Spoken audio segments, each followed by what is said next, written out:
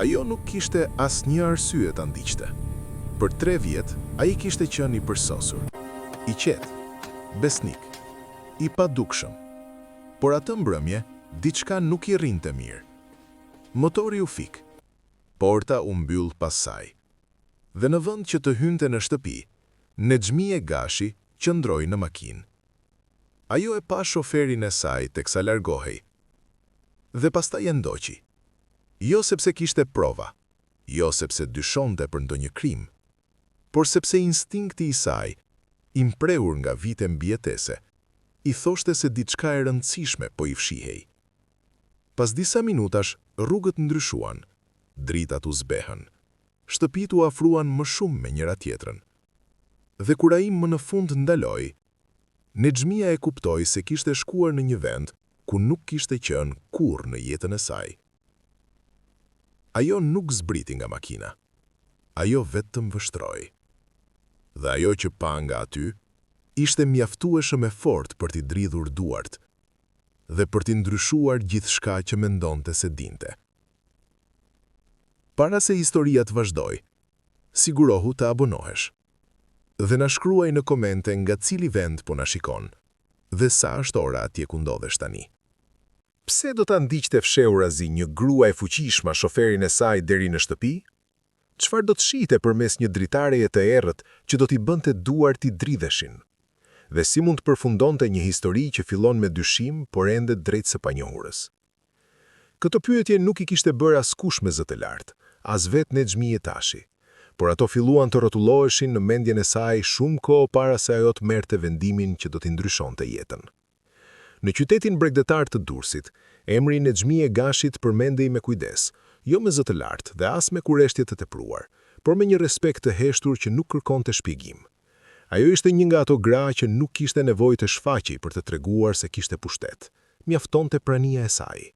Mjaftonte mënyra se si ecte, si dëgjonte, si fliste pak dhe sakt. Nexhmia i kishte ndërtuar gjithçka vet. Pas vdekjes së burrit, ajo nuk u rrëzua, nuk kërkoi mëshirë dhe nuk u mbështette askush. Përkundrazi, u tërhoq edhe më shumë në vetvete. U mbyll në punë, në rregull, në disiplinë. Bizneset e saj në logjistik dhe pasuri të paluajtshme u rritën ngadalë, pa zhurmë, pa skandale. Ajo nuk organizonte pritje luksoze dhe nuk frekuentonte darka mondane. Për Nexhmien, privatësia ishte mburoj. Ditët e saj nisnin herët, zgjohej para se qyteti të merrte frymë plotësisht. Në kuzhinën e madhe, të pastër dhe të qetë të vilës e saj, pinte kafen e parë pa fjalë të tepërta. Ndonjëherë një copë byrek shtëpie, ndonjëherë vetëm një gotë ujë dhe kafe e fortë. Nuk kishte nevojë për shoqëri, heshtja i jepte qartësi. Takimet zhvilloheshin në zyrën e saj private ose në ambiente të zgjedhura me kujdes. Ajo fliste pak, por çdo fjali i kishte peshë, nuk ngrinte zërin, nuk shpjegonte dy herë. Ata që punonin me të e dinin, besimi fitoi me vite, por humbej me një gabim të vetëm.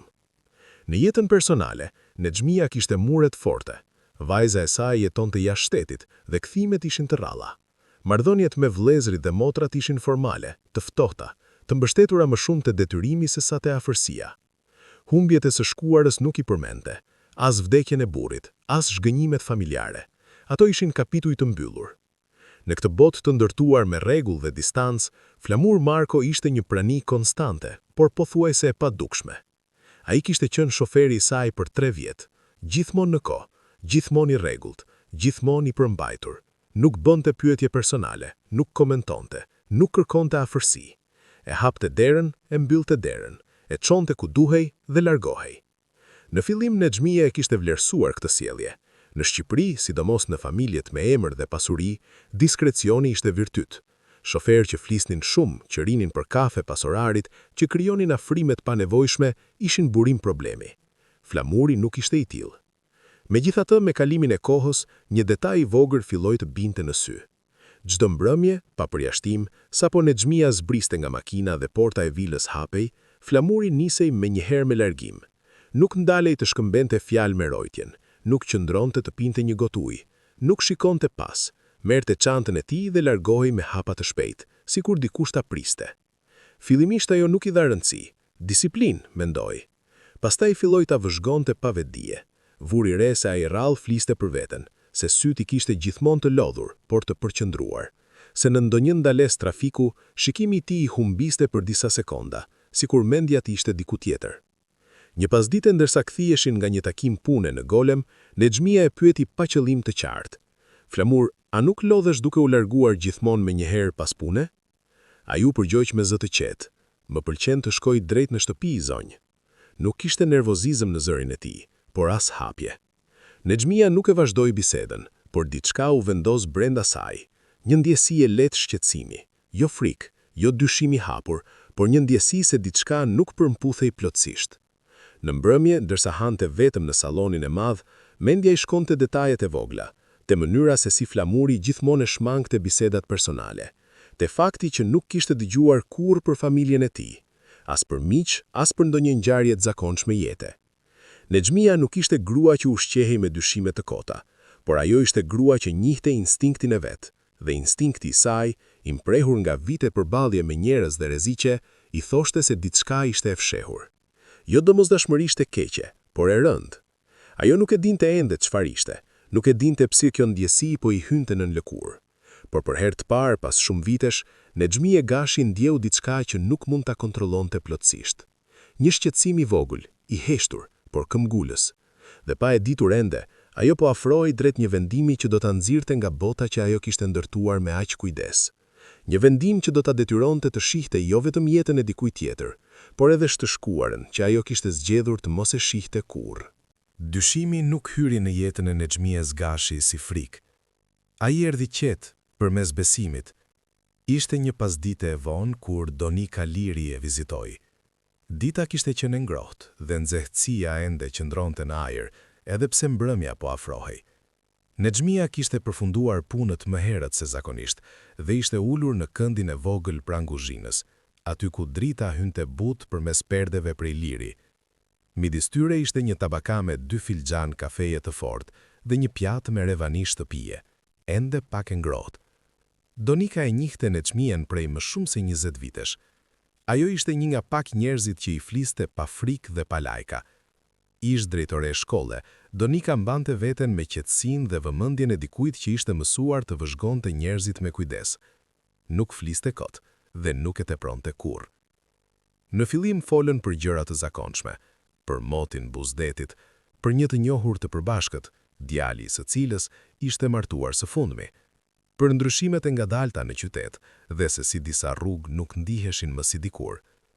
Vetëm pas një pauze të gjatë, Donika e uli filxhanin e kafes dhe e pa Nexhmien drejte në sy. Shpresoj të mos më keq kuptosh, tha me kujdes. Nuk po ta them për të të shqetësuar. Nexhmia priti.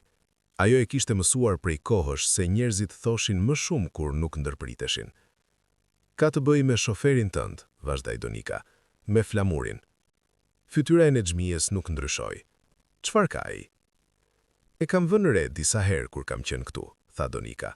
Është shumë i qetë, kjo nuk është problem, por largohet gjithmonë shumë shpejt, si të kishte frikë të shihej. Nexhmia rrudhi pak ballin. Është i disiplinuar, mua më pëlqen kështu. E kuptoj, u përgjigj Donika, dhe nuk po e akuzoj për asgjë, Zoti na ruajt, por tek ne, njerëzit që jetojnë tepër me kujdes, zakonisht mbajnë diçka që nuk duan të zbulohet.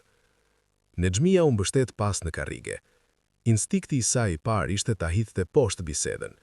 Ajo kishte dëgjuar mjaft thashetheme gjatë jetës për t'i njohur kur shfaqeshin, por Donika nuk ishte njeri që fliste pa menduar.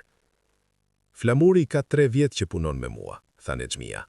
Asnjëherë nuk ka shkaktuar problem, asnjëherë nuk ka munguar, asnjëherë nuk ka kaluar kufit.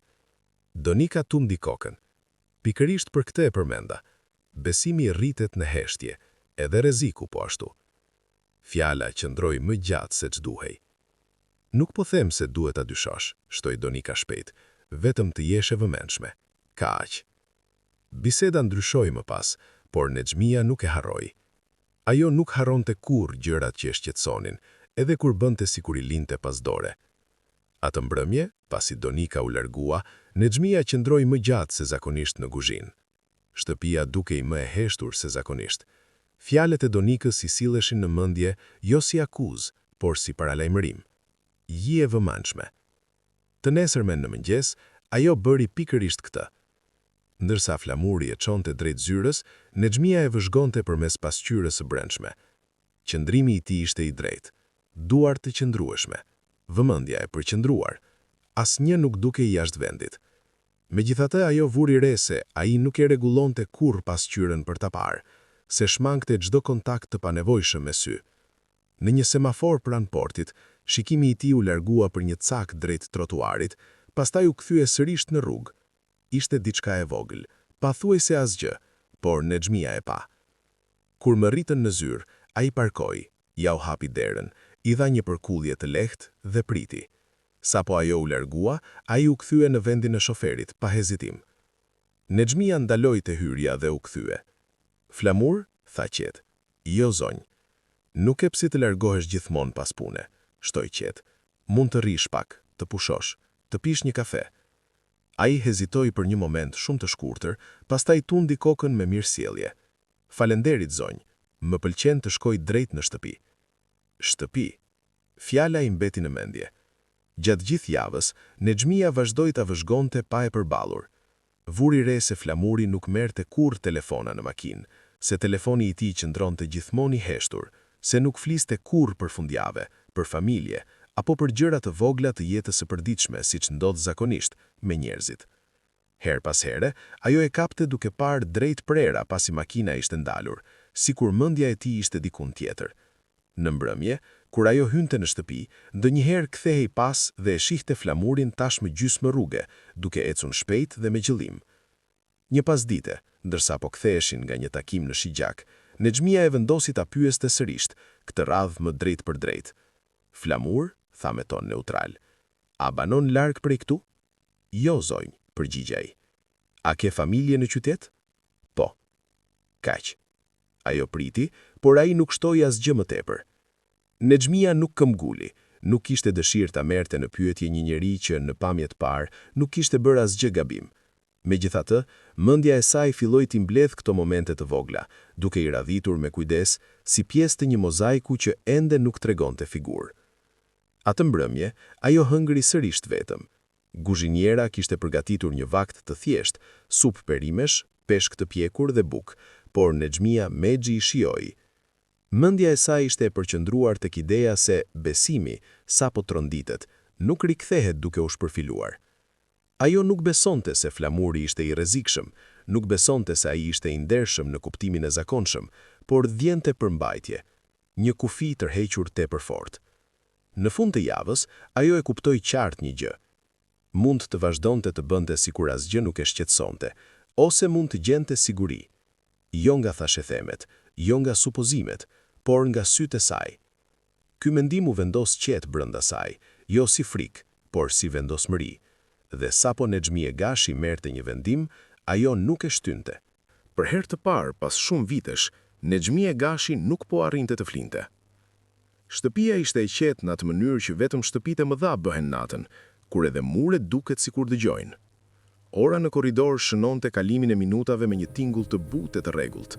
Jashtë, ajri i detit lëvizte lehtë përmes dritares së hapur, duke sjellë zhurmën e largët të trafikut nga rruga kryesore.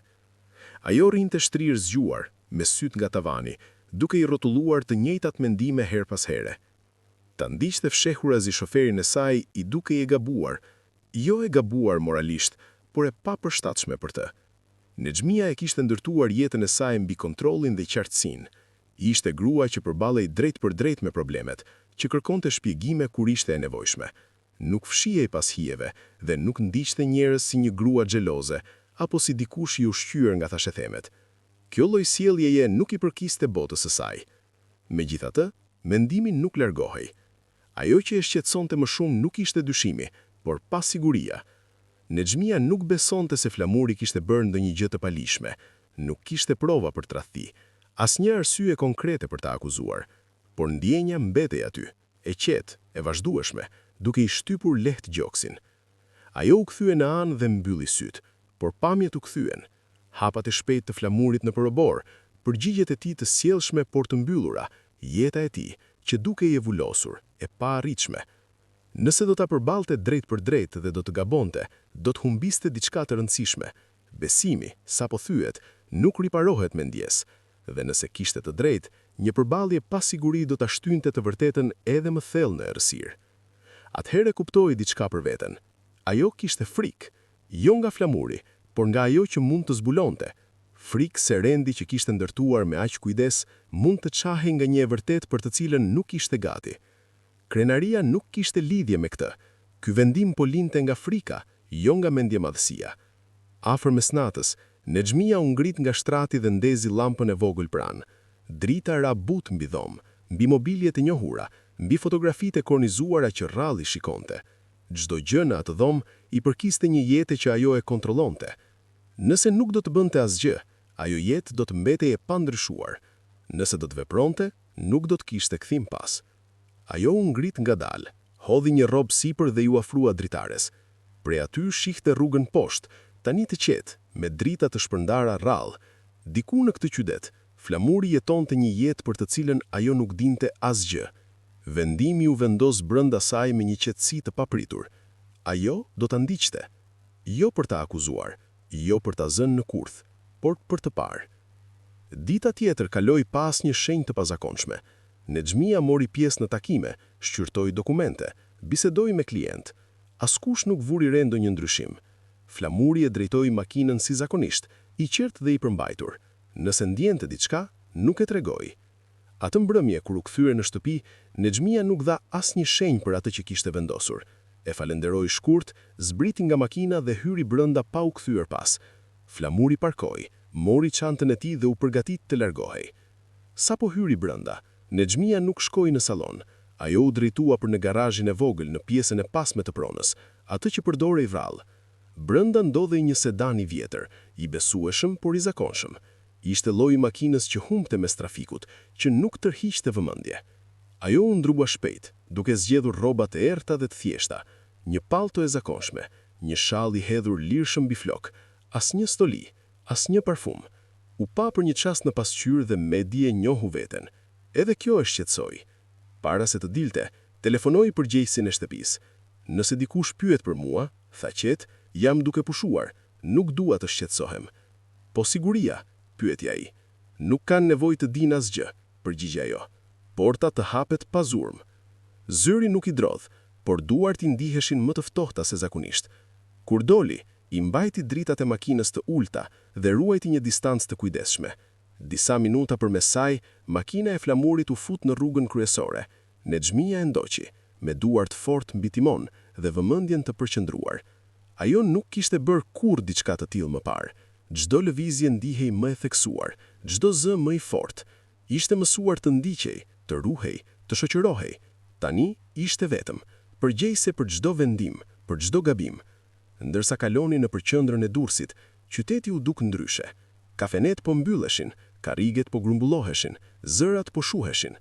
Një furr pranë sheshit ende kishte dritat ndezura dhe aroma e bukës së freskët ndihej lehtë në ajër. Disa njerëz qëndronin jashtë, duke biseduar qetë, pa nxitim. Flamuri voziste me qetësi, duke respektuar rregullat e qarkullimit, duke përzier me ritmin e qytetit.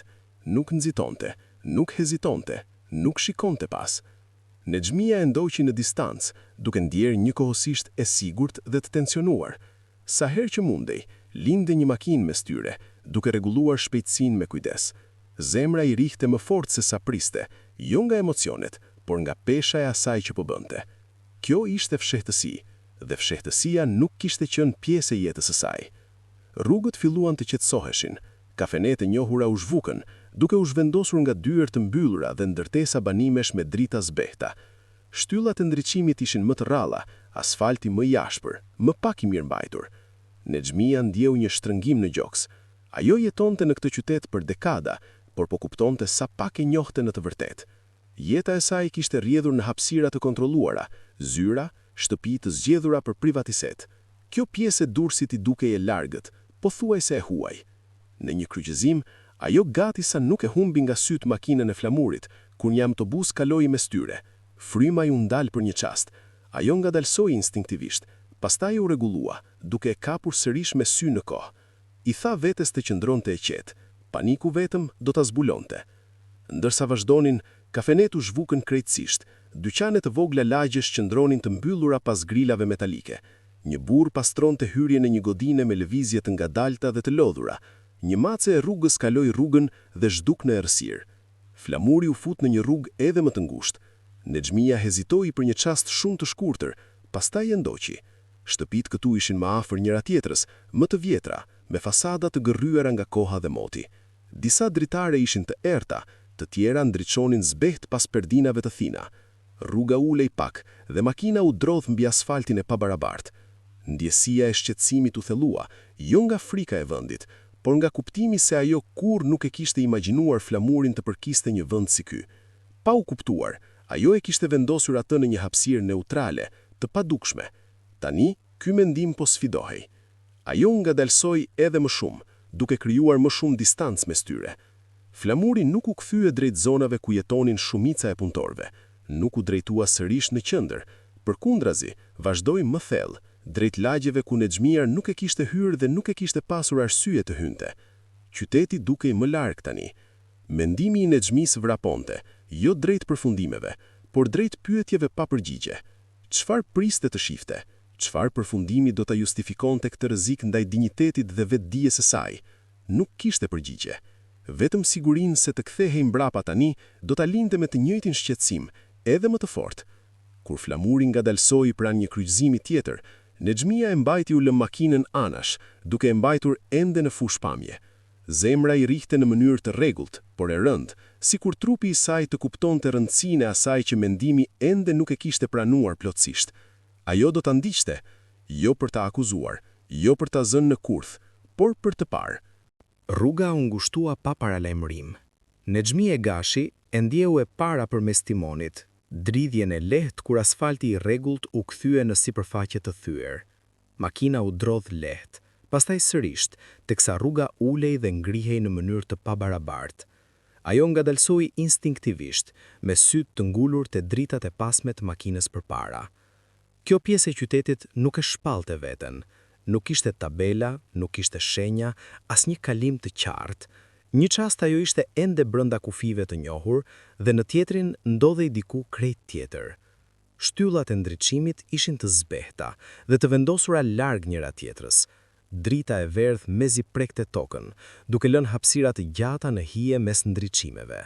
Shtëpitë qëndronin shumë pranë njëra tjetrës, me mure të afruara sikur hapësira të ishte kursyer me zor. Disa fasada ishin njollosur nga vite lagështie dhe mungesë kujdesi. Të tjera kishin çari që shtriheshin nga një dritare në tjetrën, si damar të dukshëm. Nexhmia shtrëngoi timonin. Ajo kishte jetuar gjithë jetën në Durrës, e njihte mirë fytyrën zyrtare të qytetit, zyrat, restorantet, lagjet ku paraja i zbutte skajet dhe distanca sillte rehati. Por ky vend i dukej i panjohur, pothuajse i fshehur qëllimisht nga rrugët që ajo kishte ndjekur gjithmonë. Ndërsa ndiqte makinën e flamurit, vëmendja ju mpreh. Çdo detaj i binte në sy më qartë se zakonisht. Një hyrje e ndriçuar nga një llampë vetme pak a pak, një karrige plastike e përmbysur pranë një porte, rroba të varura ulët mes ndërtesave që preknin muret sikur rruga të ishte shumë e ngushtë për të marrë frymë. Shqetësimi i saj u rrit, jo si frikë nga rreziku, por si një vetdije e pakëndshme për kontrastin. Ky nuk ishte një vend ku ajo kishte pasur ndonjëherë nevojë të hynte, asnjëherë. Jeta e saj ishte ndërtuar për t'i shmangur rrugë të tilla pa qëllim dhe pa mizori, thjesht përmes privilegjit dhe largësisë. Ky kuptim i rëndoi gjoksin në mënyrë të papritur. I tha vetes të përqendrohej. Flamuri po voziste me kujdes, duke ngadalsuar kur rruga përkeqësohej, duke shmangur gropat me lehtësi të mësuar. Ishte e qartë se i njihte këto rrugë. Lëvizjet e tij ishin të sigurta, të zakonshme, nuk hezitonte dhe nuk shikonte përreth si dikush i pasigurt. Kjo nuk ishte një kthesë e gabuar. Në të djathtë u shfaq një dyqan i vogël, grila metalike gjysmë e ulur me një dritë të zbehtë brenda. Një burr i moshuar qëndronte jashtë, i mbështetur mbi një fshes, duke vështruar rrugën në heshtje. Ai nuk e shikoi makinën e Nexhmies me kureshtari, me zor e shikoi fare. Kjo mos përfillje e zakonshme e shqetësoi më shumë se sa vëmendja do ta kishte bërë. Në kryqëzimin tjetër, trafiku u trash prapriti. Një furgon furnizimi kishte mbetur gjysmë në mes të rrugës, duke detyruar makinat të kalonin një nga një. Boritu dëgjuan shkurt, jo me nervozizëm, por nga nevoja. Nexhmie ngadalsoi, duke lejuar një makinë tjetër të futet mes saj dhe flamurit. Për një çast, makina e tij u zhduk. Zemra ju hodh fort. Ajo u përkul përpara, duke kontrolluar rrugën me frymëmarrje të cekët. Hapësira për anë ju duk shumë e gjerë, shumë bosh. Paniku u ngrit shpejt, papritur, sikur trupi të reagonte përpara mendjes. Ajo kishte ardhur deri këtu. Ta humte Nani, do ta linte vetëm me pasiguri, edhe më të mprehtë. Furgoni lëvizi, makina për anë u largua, dhe pastaj e pa sërisht dritat e pasme të flamurit u ndezën për një çast teksa ai u kthye majtas. Lehtësimi erdhi menjëherë, i ndjekur nga një val vetëqortimi. Ajo nxori frym ngadalë dhe vazhdoi, duke i kujtuar vetes të qëndronte e qetë. Paniku do ta tradhtonte, paniku do ta kthente këtë veprim të heshtur në diçka të pamatur. Rruga ku ai u fut ishte edhe më e ngushtë. Shtëpitë këtu dukej sikur anoheshin drejt njëra tjetrës. Ballkonet pothuajse preknin nga njëra anë në tjetrën. Disa dritare ishin ende të hapura pavarësisht orës së vonë. Një televizor murmuriste pas një përdesje të hillë. Diku një radio luante lehtë, tingullimi i saj zbehtur nga distanca dhe muret. Sipërfaqja e rrugës u përkeqësoi. Copa betonit të pabarabartë kishin zëvendësuar asfaltin. Nexhmie voziste me kujdes, e vetëdijshme se çdo lëvizje e papritur mund të tërhiqte vëmendjen. Sa më thellë hynte, aq më shumë i rëndonte ndjenja e fajit. Nuk ishte faj për ndjekjen e flamurit, ishte faj për sa e huaj dukej kjo votë, për mënyrën se si trupi i saj reagonte instinktivisht për vende si këto, duke u tendosur, duke u bërë vigjilent. Ajo u kuptoi sa rrallë ishte detyruar të përballej me realitete që ekzistonin jashtë hapësirave të kontrolluara. Kjo nuk ishte varfëri e ekspozuar për efekt, ishte jetë e jetuar, funksionale, e heshtur. Bicikleta fëmijësh të mbështetura pas mureve, një kovet i vjetër i shtrëmbuar pranë një dere, fijet e tij të sheshuara nga vite përdorimi. Këto detaje flisnin për përditshmëri, jo për mizerje. Megjithatë, kontrasti ishte i pamohueshëm. Shqetësimi i saj u thellua, tashmë i shtresuar me diçka që afronte turpit. Flamuri ngadalsoi. Vëmendja e Nexhmies u mpreh sarisht. Ajo hoqi këmbën nga pedali i gazit duke lejuar distancën të rritej. Ai dha sinjal dhe u afrua në anën e së rrugës, duke u ndalur pranë një shtëpie të ulët dhe të rënuar, që nuk dillohej nga të tjerat përveç se portes. Metali ishte i ndryshkur, boja e zhdukur prej kohësh. Një mentesh e varej dukshëm, duke lënë portën të qëndronte shtrem. Muri rrethues kishte çarje, të arnosura në disa vende me çimento të pabarabartë. Flamuri ndash motorin. Nexhmie vazhdoi edhe disa metra më tej për ase të ndalej. Parkoi me kujdes, duke u siguruar që makina e saj të mbetej pjesërisht e fshehur në hije. Duart e tij dridheshin lehtë teksa ndante motorin. Heshtja u shtri rreth saj. Lagjja nuk reagoi në prezencën e saj. Asnjë derë nuk u hap, asnjë zë nuk u ngrit. Jeta vazhdonte në ritmin e saj të zbehtë. Ajo qëndroi brenda makinës. Të zbristej duke i pamundur. Mendimi se mund të shihej, të njihej, të pyetej, i shtrëngonte fytin. Imagjinoi dikë që e pyette çfarë po bënte aty, vështirësinë për të shpjeguar veten pa zbuluar gjithçka. Ideja për të kaluar atë distancë të shkurtër drejt asaj shtëpie ndihej më e rëndë se sa e kishte menduar. Ajo vështroi. Flamuri hapi derën e makinës dhe zbriti. Drita e rrugës mbi të u fik për një çast, pastaj u stabilizua. Ai u shtriqolla pak sikur të çlironte tensionin nga shpatullat. Për një moment qëndroi pa lëvizur, vështruar rrugën e qetë. Nexhmie u ul më poshtë në sedile, duke u tërhoqur instinktivisht nga pamja. Flamuri u kthye drejt makinës dhe u përkul brenda. Kur u drejtua sërish, mbori në vete një çantë të vogël. Ishte e thjeshtë, pa shenja. Lloji i çantës që përdorej për ushqime apo sende të përditshme, asgjë e veçantë. Megjithatë, vëmendja e Nexhmies u fiksua plotësisht tek ajo. Ai e mbylli derën butë, zhurma pothuajse e padëgjueshme. Pastaj u drejtua ndaj portes. Hapat e tij ishin të qetë, të njohur, nuk ishte fshehtësi në lëvizjet e tij Nani, as nxitim. Ai e shtyu portën me kujdes, duke ngritur pak për të shmangur fërkimin e metalit me betonin. Për një çast më të shkurtër, ai ndalej në prag. Nexhmie mbajti frymën. Pastaj, flamuri hyri brenda, duke marrë çantën e vogël me vete, dhe porta u mbyll ngadalë pas tij duke u vendosur në heshtje. Nexhmia e Gashi qëndroi aty ku ishte. Motori ishte i fikur, makina në errësirë, duart e saj të palëvizshme në prehër. Për disa çaste të gjata pasi flamuri u zhduk pas portës, ajo nuk lëvizi. Rruga mbeti e qetë, sikur asgjë e pazakont të mos kishte ndodhur. Një flad i lehtë lëkundi rrobat e varura aty pranë. Diku më tutje, një derë u mbyll but. I tha vetes se duhej të largohej.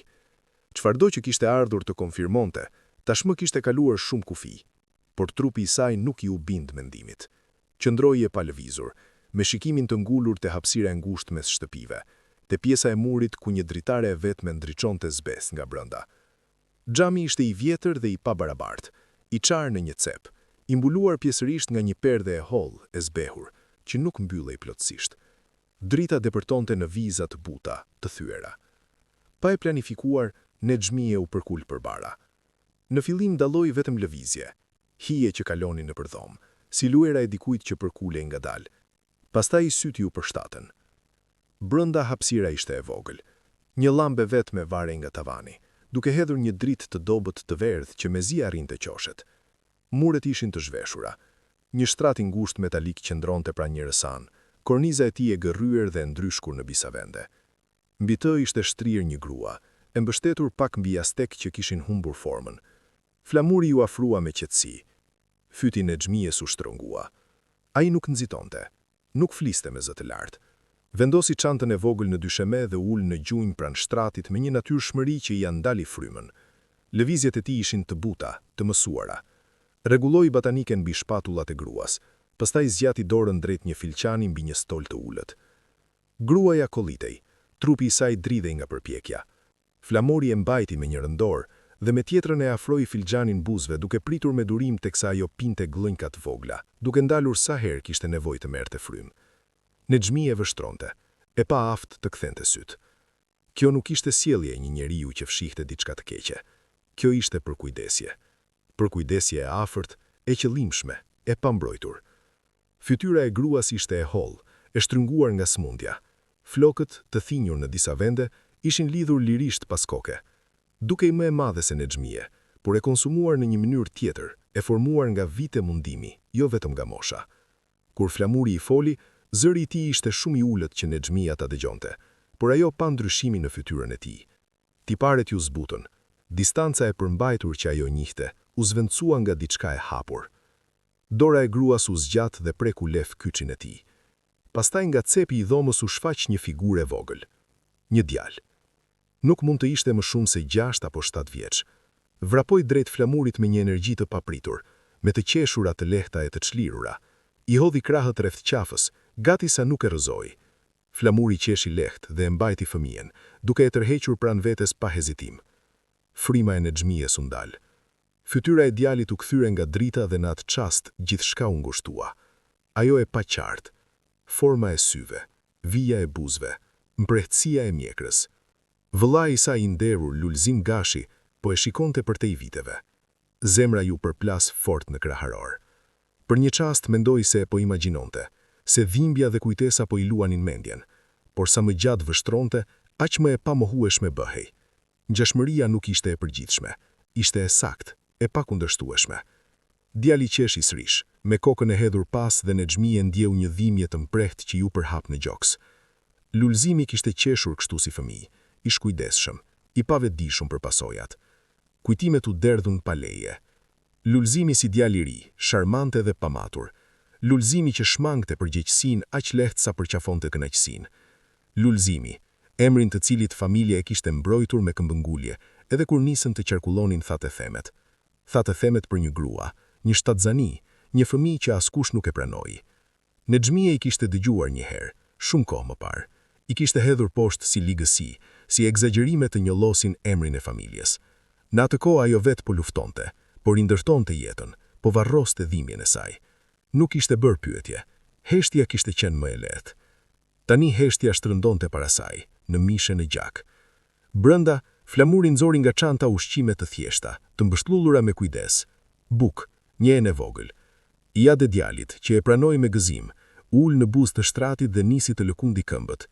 Flamuri e coptoi bukën në pjesë më të vogla, më të buta, dhe e ofroi gruas, duke e vushtruar me kujdes teksa ajo hante. Gruaja buzëqeshi lehtë, lodhja e gëndritur në çdo lëvizje. Sytë e Nexhmies u mbushën.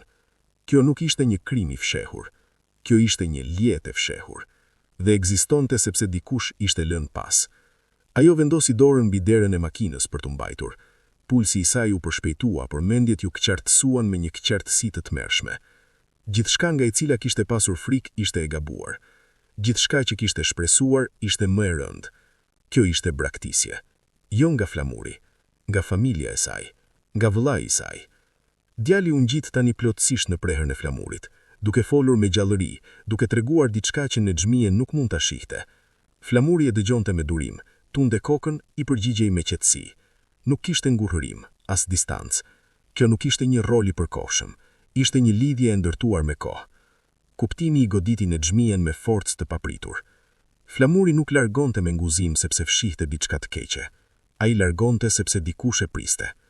Gjoksi u shtrëngua me vimje. Ajo imagjinoi vitet pas këtij çasti, gruan vetëm, fëmijën që rritej pa baba, mundimin për të mbijetuar këtu në heshtje, pa mbështetje. Dhe imagjinoi jetën e saj që zhvillohej paralelisht, shtëpinë e sigurt, distancën e kujdesshme, refuzimin për t'u parë pas. Turpi ju afrua ngadalë, i rëndë dhe i padëshiruar. Ajo u ndije zbulluar, edhe pse askush nuk mund ta shihte. Brenda, djali zbriti nga prehëri i Flamurit dhe vrapoi drejt gruas, duke e përqafuar me kujdes. Flamuri vështronte me vëmendje, gati për ta mbajtur nëse do të kishte nevojë. Gruaja foli, zëri i dobët, dhe djali tundi kokën seriozisht, fytyra e tij papritur solemn. Butësia e atij çasti e preu thellë. Nexhmia e kuptoi se po dridhej. Duart i lëkundnin lehtë, ftohtësia i zbriste në gishta. Ajo ul më thellë në sedil, me frymëmarrje të çekëlt, mendjet të ngatruara mes kujtesës dhe realitetit. Kjo vërtet kishte peshë, dhe sapo u pa nuk mund të mos shihet më. Ajo e dinte me një siguri që e tmerrte, se ta përballte Flamurin tani do të shkatronte diçka të brisht. Çfarëdo mbrojtjeje që ekzistonte në atë dhomë të vogël, varri nga diskrecioni. Ajo nuk ishte e gatshme. Ngadalë, me kujdes, Nexhmia e ndezi motorin. Zhurma ju duk shumë e hose në atë qetësi, dhe ajo ndaloi për një çast, duke dëgjuar. Nga shtëpia nuk pati asnjë reagim. Ajo largohet butë, duke e kthyer makinën poshtë rrugës me dritat e ulta. Nuk u kthye ta shikonte pas. Gjoksi u ndiej bosh, mendja e mbushur me copza kujtese, pendimi dhe kuptimi. Fjalët e tradhtonin, nuk ishte asgjë për të shpjeguar, asgjë për të justifikuar. Kur arriti në fund të rrugës dhe u kthye drejt rrugës më të gjerë, Nexhmia e kuptoi se gruaja që ishte para kësaj nate nuk ekzistonte më. Ajo vazhdoi të voziste në heshtje, e trunditur për te i fjalëve, duke mbajtur me vete një të vërtet që ja kishte thyer zemrën vetëm duke u parë. Nexhmia Gashi nuk fjeti atë natë. Mëngjesi e gjeti zgjuar, ulur në studion e vogël private në pjesën e pasme të shtëpisë, aty ku zakonisht lexonte kontrata ose firmoste dokumente në heshtje. Perdet ishin gjysmë tërhequra, duke lejuar një vijë të ngushtë drite të binte mbi tavolinën prej drurit të lustruar.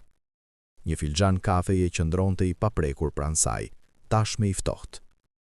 Skenat e dritarja ishte rrotulluar në mendje pa pushim, derisa nuk ndihej më si kujtim, por si një peshë që i shtypte gjoksin. Fytyra e djalit, trupi i brisht i gruas, përkushtimi i heshtur i Flamurit. Çdo detaj kërkonte të thuhej me zë. Rreth mesditës, ajo shtypi butonin e interfonit. Thua i Flamurit të vi në studio, tha, me një zë të qëndrueshëm pavarësisht dridhjes së fshehur. Kur ai hyri, dukej si gjithmonë, këmishë e pastër, qëndrimi drejt, distancë respektueshme. Por Nexhmia vuri re tensionin në shpatullat e tij, mënyrën si syti kërkuan fytyrën e saj për një çast para se të uleshin poshtë. Ulu, tha ajo, duke treguar karrigen përballë. Ai hezitoi, pastaj u bind. Për disa çaste të gjata asnjëri nuk foli, dhoma dukej më e vogël se zakonisht, e rënduar nga gjërat e pathëna. Nexhmia i bashkoi duart sikur të kërkonte mbështetje. Të ndoqa mbrëm, tha qetë. Koka e Flamurit u ngrit me njëherë. Ngjyra i iku nga fytyra. E pash shtëpinë, vazhdoi ajo. E pash gruan, e pash fëmijën. Heshtja u shtri mes tyre, e dendur dhe e palëkundshme. Flamuri hapi gojen, pastaj e mbylli sërish, duart i u shtrënguan në prehër. Ma thuaj të vërtetën, tha Nexhmia, të gjithën, ngadalë, mos më mbro. Nuk mund të mbaj më një gënjeshtër tjetër. A I gëlltiti me vështirësi. Quhem Flamur Marko, filloi, me zë të ullët. Nuk kisha ndërmend kur ta zbuloje kështu. Kush është gruaja? Pyeti Nexhmia. Quhet Majlinda, u përgjigja ai. Ajo është... ka qenë në një lidhje me vëllain tuaj Lulzimin. Emri e goditi si një goditje fizike.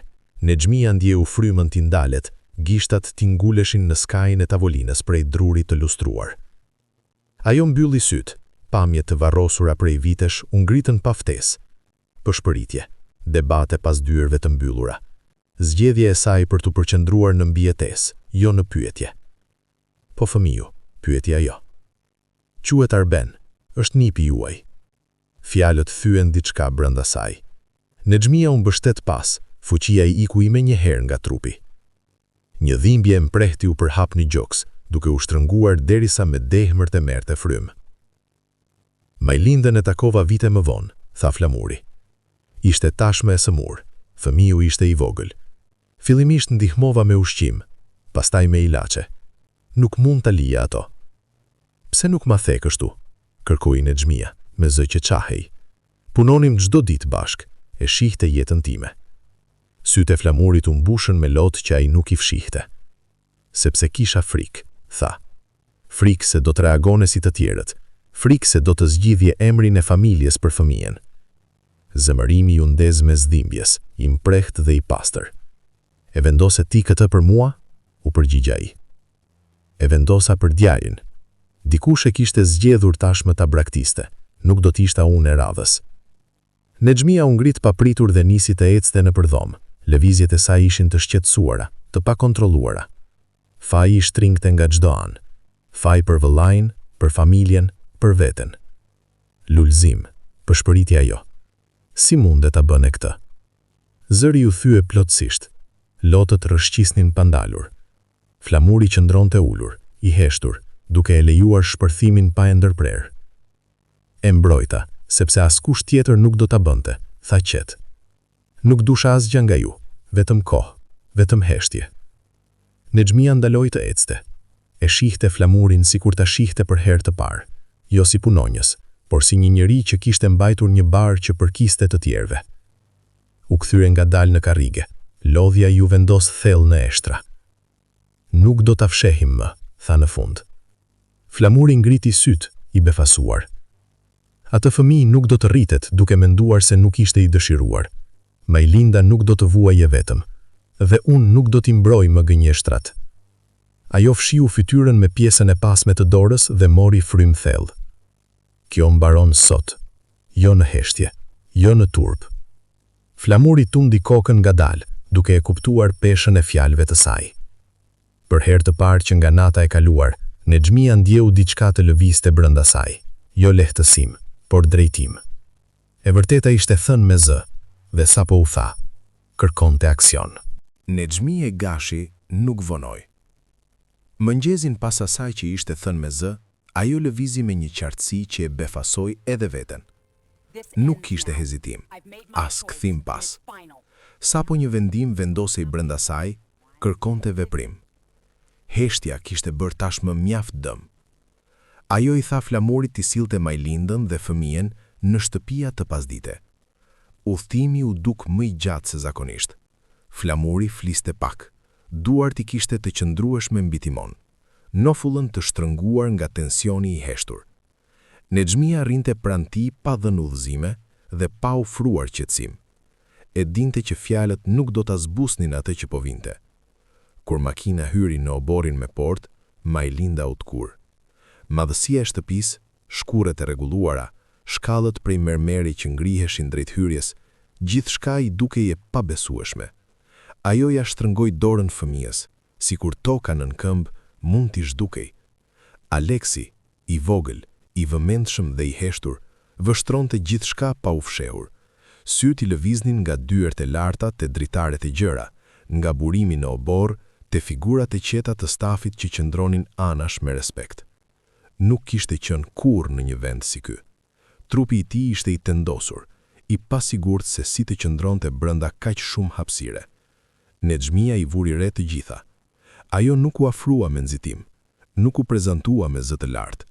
Eci qetë dhe u ndal në një distancë të matur. Këtu jeni të sigurt, tha thjesht. Buzët e Majlindës u drodhen. Ajo uli pak kokën, e pa sigurt nëse duhej të fliste apo të heshte.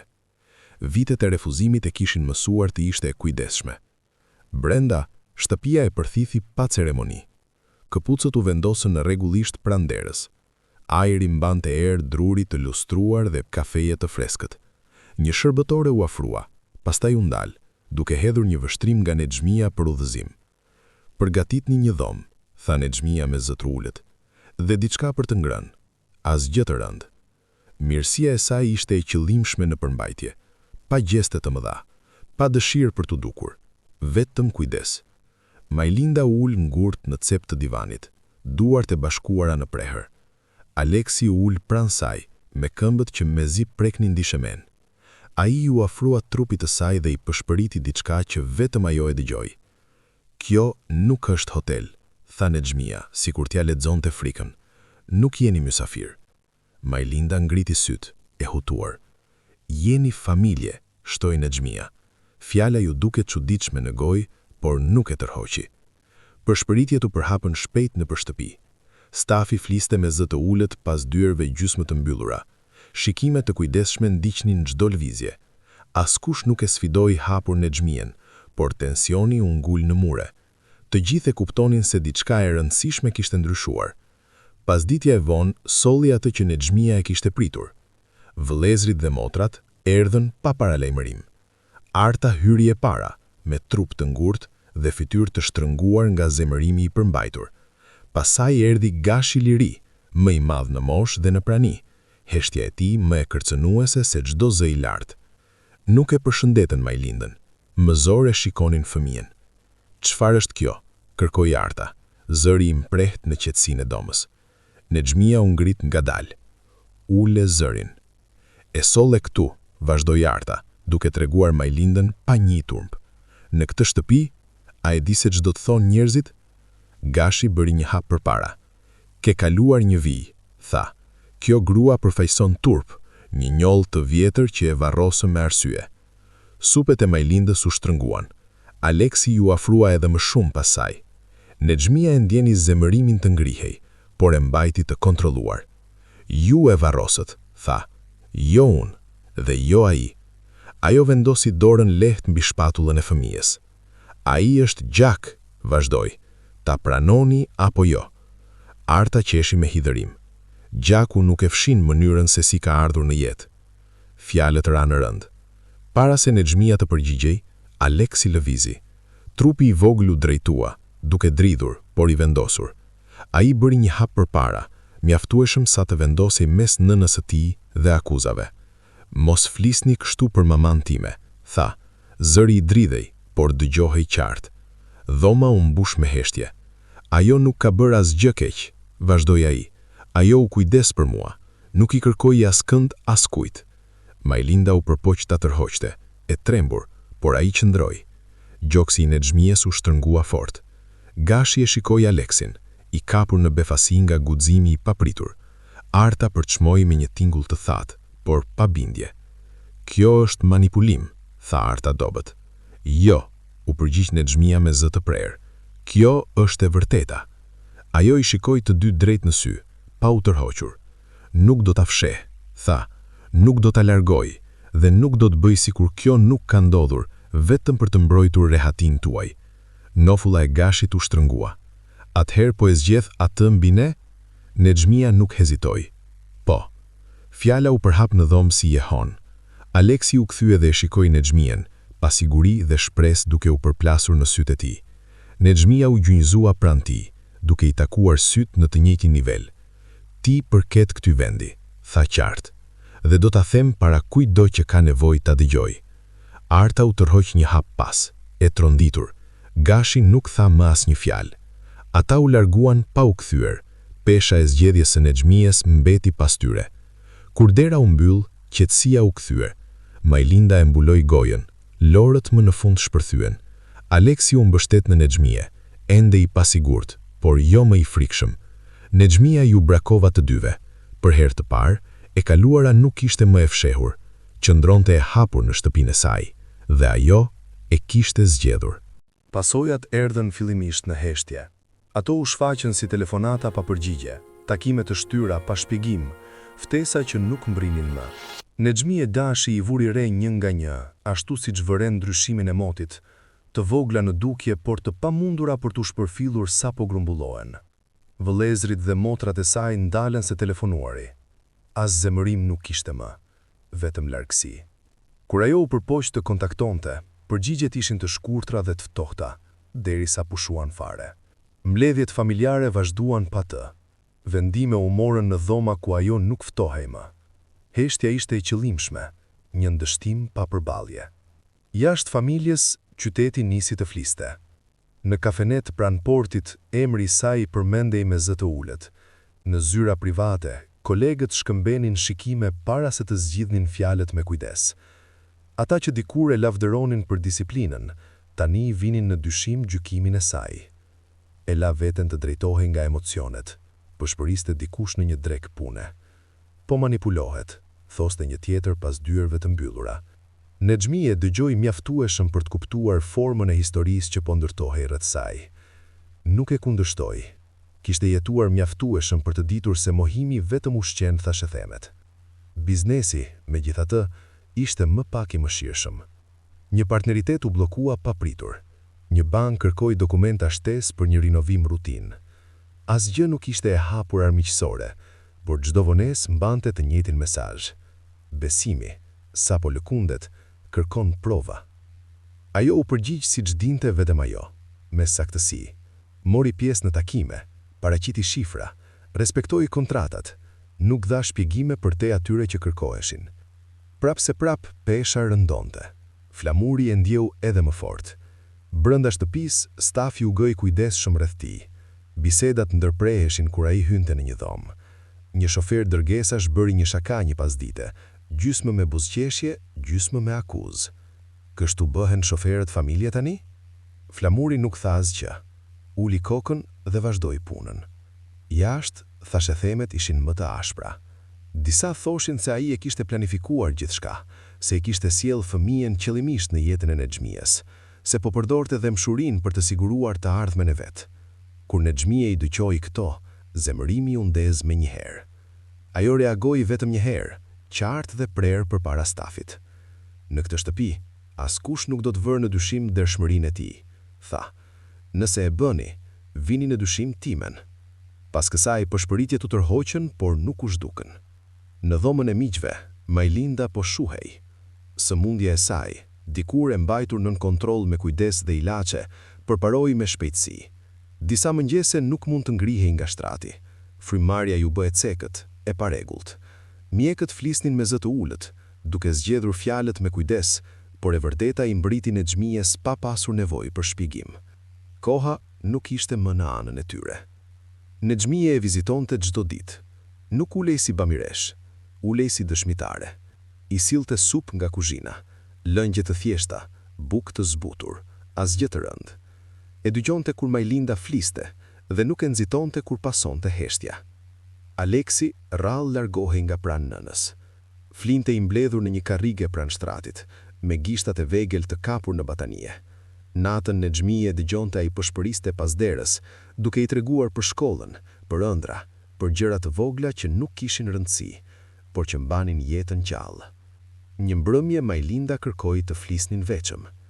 Nexhmia e mbylli derën me qetësi dhe ul më pranë. Nuk më ka mbetur shumë kohë, tha Majlinda me zë që mbel dëgjohej. Nexhmia ja mori dorën. Nuk ke nevojë të thuash asgjë. Kam, u përgjigj Majlinda but. Kam mbajtur turp për vite. Nuk dua që ai ta trashëgoj. Sytë e Nexhmies u mbushën me lot, por ajo nuk u largua. Ma premto, kërkoi Majlinda, që do të më mbrosh edhe kur kjo të kushtoj. Fjalët ranë me gjithë peshën e tyre. Të premtoj, tha Nexhmia pa hezitim, me jetën time, nëse duhet. Majlinda buzëqeshi lehtë. Atëherë mund të pushoj. Ajo vdiq 2 ditë më vonë. Shtëpia dukej ndryshe pas kësaj, më e heshtur, më e rëndë. Dhimbja e Aleksit erdhi pa kontroll, qau hapur, pastaj fare. Ndonte nëpër korridoret natën, i humbur dhe e heshtur. Nexhmia e mbante pranë kur ai e lejonte, kur jo, qëndronte afër. Varrimi ishte i vogël. Familjarët nuk erdhën. Disa fuqinj morën pjesë, duke qëndruar në skaj të varrezave, me siklet. Flamuri qëndroi ngurtë gjatë gjithë kohës. Dhimbja e tij e përmbajtur, por e dukshme në qëndrimin e trupit. Kur gjithçka mbaroi, Nexhmia e ndjeu mungesën të vendoset përfundimisht. Kërkesat erdhën shpejt pas kësaj. Arta telefonoi e para. Kjo ka shkuar më gjatë, tha me zë të prerë. Gruaja ka vdekur, largoje djalin, mbylle këtë turp. Gashi dërgoi një mesazh përmes avokati. Fëmiu nuk ka asgjë pretendim ligjor, thuashte. Vazhdimi i kësaj situate do të dëmtojë të gjithë. Nexhmia dëgjoi pa i ndërprerë. Kur u përgjigj, zëri i saj ishte i qetë. Ai qëndron. Do të mbetesh vetëm, e paralemrua Arta. Nexhmia e pa Aleksin, ulur qetë përpara, duke mbajtur njërin nga shallet e nënës së saj. Jam tashmë, u përgjigj ajo. Atë natë ajo qëndroi pranë dritares së studios, duke parë qytetin e errësuar. Emri i saj ende përmendej, gjykimet ende formoheshin, humbja e rrethonte nga të gjitha anët. Por nën gjithçka, diçka e qëndrueshme mbetej. Ajo ishte zgjedhur të vërtetën, dhe do të mbante barrën e saj e vetme, nëse do të ishte e nevojshme. Nexhmia Gashi zgjodhi të mos e nxitonte fundin. Pas varrimit, pas përplasjeve, pas heshtjes që ishte shndruar në diçka të përhershme, ajo e lejoi kohën të ecte me ritmin e vet. Kishte mësuar se disa vendime kërkojnë shpejtësi, për të tjerat kërkojnë qetësi. Procesi ligjor zgjati muaj. Avokatët vinin e shkonin pa zhurmë, dosjet kalonin mbi tavolina të lustruara, firmat vendoseshin pa ceremoni. Nuk pati njoftime, as fjalime. Kur dokumenti përfundimtar u nënshkrua, ndodhi në studion e saj, me vetëm 2 dëshmitar të pranishëm. Aleksi u bë djali i saj ligjërisht, jo vetëm në zemër. Kur lapsi u shkërput nga letra, Nexhmia qëndroi për disa çaste pa lëvizur. Nuk buzëqeshi, nuk qau. Vendosi dorën mbi dosje, sikur të kërkonte të lidhej me diçka të vërtet. Atë mbrëmje, ajo gatuaj vetë darkën. Jo sepse nuk ishte staf, por sepse e donte. Një vakt i thjesht, supë me perime, bukë ngrohur në furrë, ushqim që mbushte shtëpinë me rehati të qetë, jo me shfaqje. Aleksi i ul në tavolinë, duke tundur këmbët, duke e vëzhguar me kujdes. Kjo është e preferuara jote, tha ajo, duke i vendosur tasin përpara. Ai ngriti syt, i habitur. Si e dite? Ajo ndaloi për një çast, pastaj buzëqeshi lehtë. Të dëgjova. Jeta brenda shtëpisë ndryshoi formë. Mëngjesit nuk ishin më të heshtura. Çanta shkolle shfaqeshin pranë derës, këpucë liheshin pa kujdes në përqoshe. Ritmi i ditës u përkul butë rreth nevojave të dikujt tjetër. Nexhmia vazhdonte të zgjohej herët, vazhdonte të rishikonte dokumente mbi kafe, por tani kishte një prani tjetër që lëvizte në hapësirë, një zë që e thërriste nga korridori, pyetje të vogla të bëra pa frikë. Ajo nuk e humbi veten, ajo u zgjerua. Marrëdhëniet me vëllezërit dhe motrat mbetën të ftohta. Mesazhet nuk merrnin përgjigje, ftesat nuk vinin më. Kur rrugët u kryqëzuan në ngjarje publike, përshëndetjet ishin të shkurtra, formale, pa ngrohtësi. Nexhmia nuk e kërkoi më pajtimin. Kishte mësuar se paqja nuk do të thotë gjithmonë marrëveshje. Flamuri qëndroi, jo nga detyrimi, por sepse Nexhmia ja kërkoi. Marrëdhënia e tyre ndryshoi në heshtje. Respekti zvendësoi distancën.